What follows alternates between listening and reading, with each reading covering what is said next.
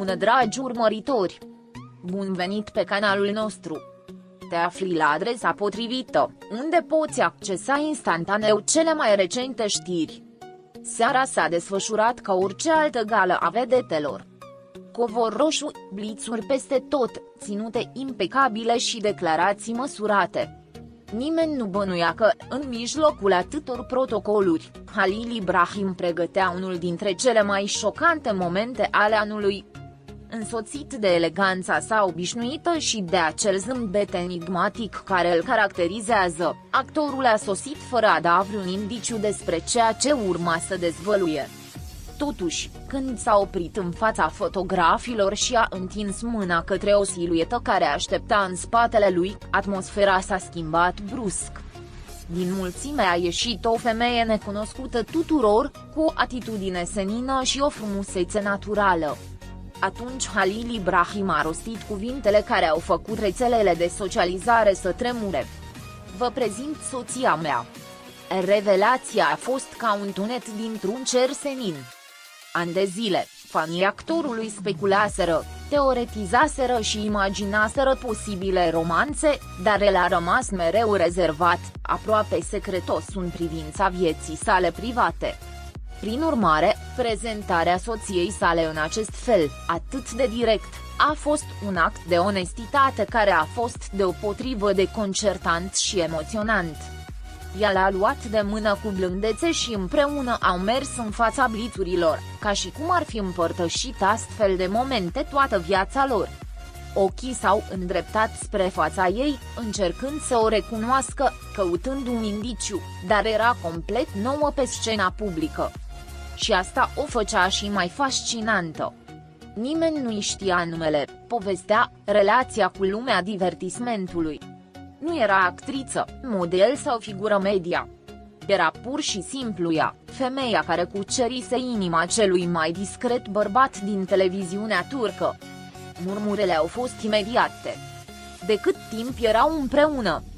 Unde o ținuse ascunsă? Era o iubire recentă sau o aventură secretă care durase ani de zile? Întrebările erau nesfârșite, dar cuplul răspundea rapid la oricare dintre ele. Mergeau împreună, în sincron, ca și cum ar fi fost suficienți unul pentru celălalt, fără a fi nevoie de explicații. Reporterii, copleșiți de emoție, au încercat să se apropie, dar Halil Ibrahim doar zâmbea cu subînțeles. Toate la timpul lor, a spus el scurt înainte de a-și continua drumul. Nu mai era nevoie de nimic altceva. Surpriza fusese deja semănată. În fiecare colț al camerei, toată lumea vorbea despre ei, ca și cum restul galei ar fi devenit un fundal pentru apariția lor. Aura de mister care o înconjura pe soția sa nu făcea decât să alimenteze fascinația. Rochia ei, simplă, dar impecabilă, părul ei desprins, mersul ei calm. Totul la ea vorbea despre naturalețe și eleganță naturală. Pe rețelele de socializare, vestea s-a răspândit ca focul în paie. Fotografii, speculații, zoom.re.pi, exagerate al inelelor ei, încercări de a o găsi în arhive vechi. Dar se părea că Halil Ibrahim realizase imposibilul. Să țină secretă cea mai importantă iubire a vieții sale. Fanii lui erau împărțiți între surpriză, tristețe romantică și admirație absolută. Pentru că, deși mulți visau la el, înțelegeau și că fericirea lui era ceva ce merita sărbătorit. Și văzând-o, atât de senină și încrezătoare, le-a confirmat că alegerea lui nu a fost o coincidență. Câțiva colegi s-au apropiat să-l felicite, vizibil la fel de nedumeriți. De când? L-au întrebat printre râsete și îmbrățișări. Halil Ibrahim a răspuns doar cu o privire subînțeleasă către soția sa, ca și cum acesta ar fi singurul său limbaj.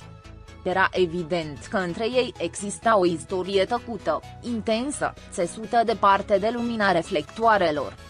Acel tip de iubire care se construiește fără a fi nevoie să fie făcută publică, să fie anunțată, să fie etalată la fiecare pas. Și poate de aceea, atunci când au decis să se dezvăluie, impactul a fost atât de răsunător. Cuplul a furat atenția tuturor în timpul evenimentului, dar nu au rămas până la final. După o oră, au plecat discret, lăsând în urmă nenumărate întrebări. Unii au susținut că i-au mai văzut împreună înainte, deși nimeni nu avea nicio dovadă. Alții au început să creeze teorii despre cum s-au cunoscut, fie pe un platou de filmare, într-o călătorie sau poate în liniștea unei vieți comune. Adevărul este că acest mister a început să devină parte din farmec. O poveste de dragoste care, în sfârșit, ieșea la iveală fără a fi nevoie de cuvinte bombastice. A doua zi dimineață, fiecare pagină de pe prima pagină a ziarului prezenta imaginea actorului și a soției sale. Secretul cel mai bine păstrat al lui Halil Ibrahim, titrau unii. Femeia care i-a furat inima, spuneau alții. Dar despre ce se vorbea cel mai mult nu era frumusețea ei, nici rochia, nici măcar faptul că nimeni nu o mai întâlnise până atunci, ci felul în care o privea. Ca și cum în acea clipă întreaga lume ar fi dispărut. Ca și cum ar fi așteptat mult timp să facă asta. Și în noaptea aceea, Halil Ibrahim nu și-a prezentat doar soția. S-a prezentat într-un mod pe care nu-l mai văzusem niciodată. Vulnerabil, îndrăgostit, fericit. A rupt cu acea imagine distantă și tăcută care îl însoțise ani de zile. Ne-a arătat că în spatele actorului impecabil, al profesionistului de neatins, se afla un om profund uman, capabil să iubească în tăcere și să o dezvăluie doar atunci când momentul era perfect. Fanii încă așteaptă mai multe detalii, interviuri, chiar și o apariție pe rețelele de socializare. Dar dacă acest gest a clarificat un lucru, este că nu va exista nicio grabă. Halil Ibrahim a ales când și cum să-și spună adevărul. Și asta face ca fiecare secundă a acelui moment să valoreze de 2 ori mai mult. Pentru că într-o lume în care totul este strigat și publicat, au decis să iubească în șoaptă. Ecoul acelei reprezentații încă rezonează și probabil va rezona mult timp. Nu doar datorită actului în sine, ci datorită a ceea ce simbolizează. O poveste de dragoste care nu avea nevoie de scandaluri sau titluri exagerate. Doar o privire, o simplă frază și o apariție care a lăsat lumea fără cuvinte. Pentru că uneori, cea mai mare surpriză nu este pe cine iubești, ci cum alegi să o spui. Pascali.